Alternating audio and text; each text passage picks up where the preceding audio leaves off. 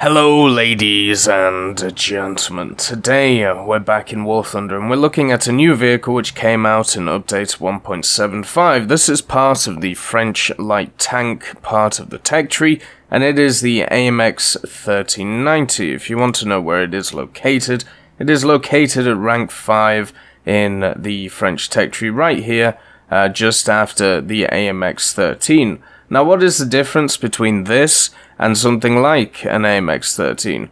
Well, it's slightly heavier, and that's pretty much because of the gun, because that's really the only difference. The AMX-13-90, as shown by the name, has a 90mm on it, the CN90 F3 cannon, and what this actually gives you is a stock HeatFS shell in the form of the OCC60-62.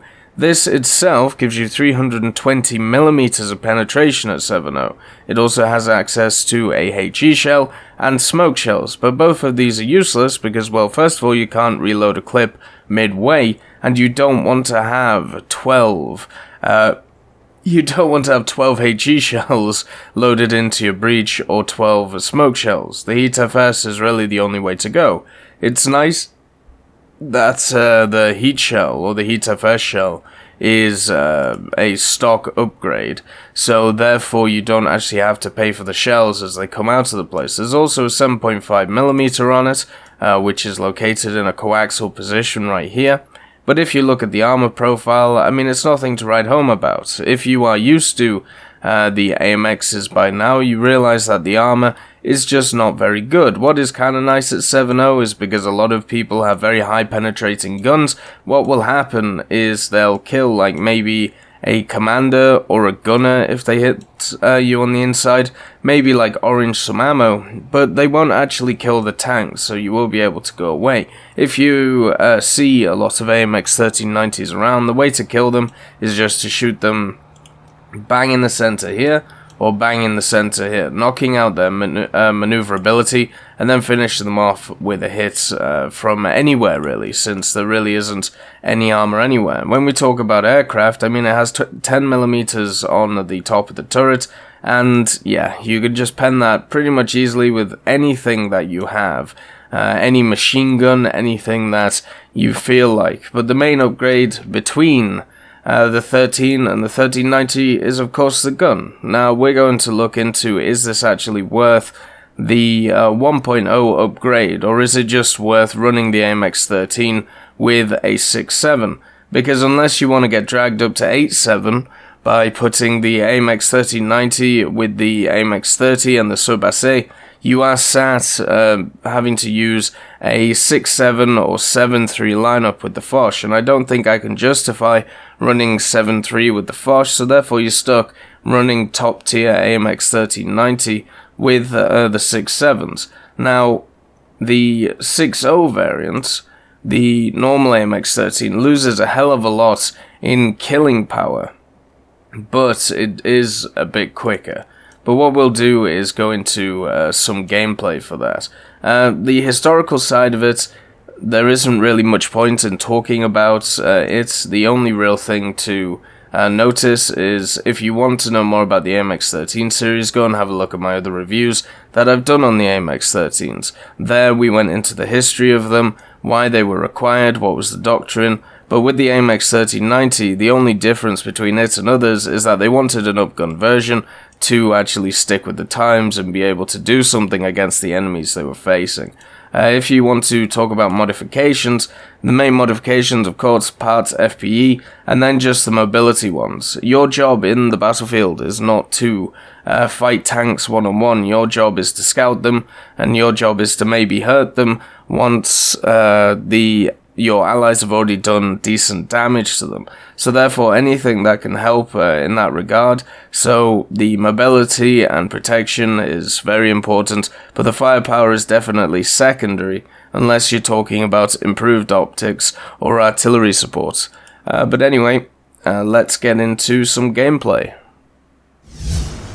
The AMX-13-90 is in a bit of a weird place in the game, since it's a light tank and has the scout's capabilities. Obviously for me, I want to try and set it up as a scout to use those scout abilities to be able to help my team out, and you are able to do this quite effectively. But when you compare it to the AMX-13, which is quicker than it, which is lighter than it, and is able to do those scouting abilities as well, it is weaker in that regard. So therefore, the biggest upgrade is obviously the 90mm, which is sat on this vehicle. But in order for you to have that 90mm, what you lose is first of all speed, which is incredibly useful to light tanks in order to get to those positions that you need to get to in the first 1 or 2 minutes of a battle to be able to influence the battle for your team in a very positive way. The acceleration and top speed of many vehicles is incredibly important in this department, which is why if you are in a light tank, it should have good acceleration and be able to get to places, you know, in pretty much quite a big hurry.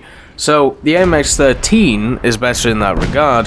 The 1390, where it is able to be better, is in the department of the gun.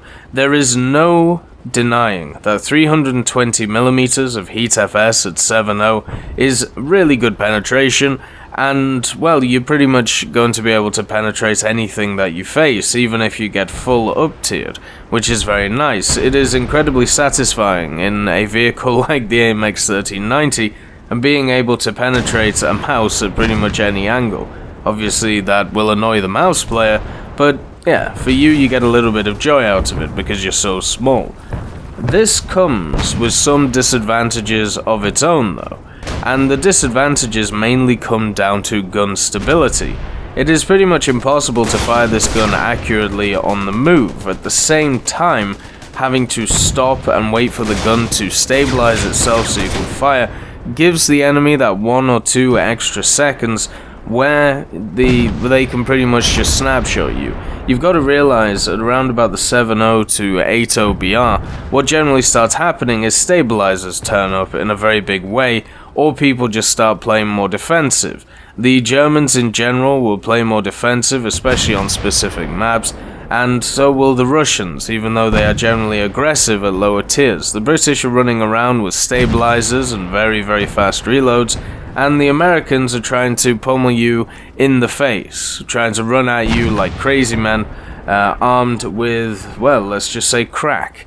So, with all of these factors thrown into the mix, it means that gun stabilization is incredibly important, whether you are being aggressive or whether you are being defensive, because a scouting role should be quite an aggressive role, but if you have to play defensive, then what happens is that massively diminishes the amount of scouting you can do. You have to pretty much find a position on the battlefield which is close to the front of the battlefield, but also hide yourself. Now, I am doing a series over time which will look at specific places on each of the maps that we see in game that you can sit at and you will be hidden from the enemy, but you will be able to scout. Some of the maps are obviously better than others, meaning that certain tanks such as the AMX-13-90 will be better on those maps than others themselves. So that is just something to take into account when we're talking about this vehicle. It is slower than its AMX-13 counterpart, but its gun is better, but obviously the stabilization of the turret is a hell of a lot worse. Armor-wise, you're not going to bounce anything. People will actually sometimes HE you, which is quite surprising. But any shot that you take is going to do a lot of damage, unless they are firing Sabo, when we're talking about like Leopards, or if you get matched up against the British. And what will happen is it will generally take out one crew member, and that's really about it, because it will just pass straight through your tank. Aircraft are a big issue in the AMX. I found that a lot of people, when you actually kill them, because right, let's talk about the general game plan of a scout, and then we can go into that. So the general game plan of a scout, especially something like an AMX-13-90 at higher tiers, should be, in the first 1 or 2 minutes of a game, find a position, that you're going to be able to influence the major battle areas of each map. So on Berlin, you either go to the left or the right, and your plan is to scout everything that is either in those houses on the right side of the map or on the left side of the map. You have to make sure that the flankers are scouted so people know that they're coming. This is your modus operandi. And then once you do that, after about the 5 or 10 minute mark, when everything's kind of quieted down, half the team is dead, then you go on the offensive and you go after people. You find them in their little holes, you go after those tank destroyers which have survived, and you go after the people who are spawning back in different vehicles. Now this can be incredibly dangerous, because AA can absolutely nail you because you have no armor, and also the tank destroyers, if they hear you coming, well yeah, you're gonna die. But obviously you can mitigate this through flanking, through going around, through staying away from the spawns, all of this stuff. So that is the first, the majority of the battlefield. And if you play it right, you can mop up an enemy team with your 12-round clip of Heat FS. Now, what I'm talking about when it comes to the aircraft is that second stage. So once you go on the aggressive, and you go after those people who have survived this long, generally they will have 1 or 2 kills under their belt. So once you kill them, they're going to come back in a plane, and they're going to drop bombs, they're going to use their missiles, or rockets, they're going to use their guns, and there's nothing you can do about it. You're going to pretty much die. There really is nothing you can do with 10mm of armor on the top and pretty much no elevation on the gun itself, meaning that coaxial 7.5mm is just as useless as you may think it is. So that is something you have to take into account. When we look at the Heat FS itself from the 90mm, even though it has really good high penetration, one of the issues that it definitely has is actual damage after penetration. A lot of the times when I've used it, I've shot the side of something like a Panther or a Centurion, and what has happened is that it will hit one module and nothing else will happen, and it won't do a lot of damage to that module. So it will orange an ammo, or maybe it will yellow a gunner, and this can be incredibly infuriating. Now luckily this is kind of taken care of, because you have such a quick reload on your 12-round clip. So therefore, if the first shot doesn't, get through, then generally you have the opportunity to fire a second shot, as long as you're not facing something like a British tank, which is able to turn its turret incredibly fast and also have the reload to beat you, such as a Vickers MBT or something like that. It's just, there are definitely a few issues with the Heat FS, and since it was incredibly good before, same along with Hash, and we now have a game where Sabo and APFS DS is the kings. Maybe it might be a good idea to have a look back at Heat FS, because after using the AMX-13-90 and also stuff like the Patton 2, what I've realized is the Heat FS acts very much like an APCR round, apart from it doesn't have the issues against angled armor that the APCR round does. So hopefully in the future it will be revisited, because for right now the gun on the AMX-13-90 is really not as good as it may seem. But at the end of the day, that's not your main role on the battlefield. You should not be one-on-oneing tanks. You should be scouting tanks, and you should be setting yourself up in a position to be able to counterattack incredibly fast.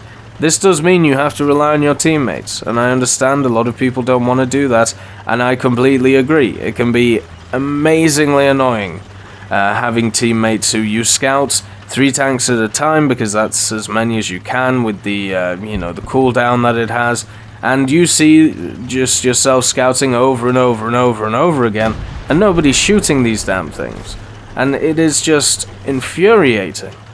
Also, this is not a tank that you can really rush caps with, just because there are a lot of faster scout tanks out there from the enemy teams, RU-251s, T-92s once they get the engine upgrade, even the Scorpion, stuff like that. So, it should be much more of an aggressive scout instead of let's go capture a zone and get in a plane scout. But anyway, overall I have enjoyed this thing, but I believe that's because I've enjoyed scouting in general, not because this thing is a really good scout. I think if you want to get a really good scouting experience and still not play at the same BR, the AMX-13 is a better fit at its BR than the AMX-13-90. So I hope you all have a wonderful day, and I'll see you next time.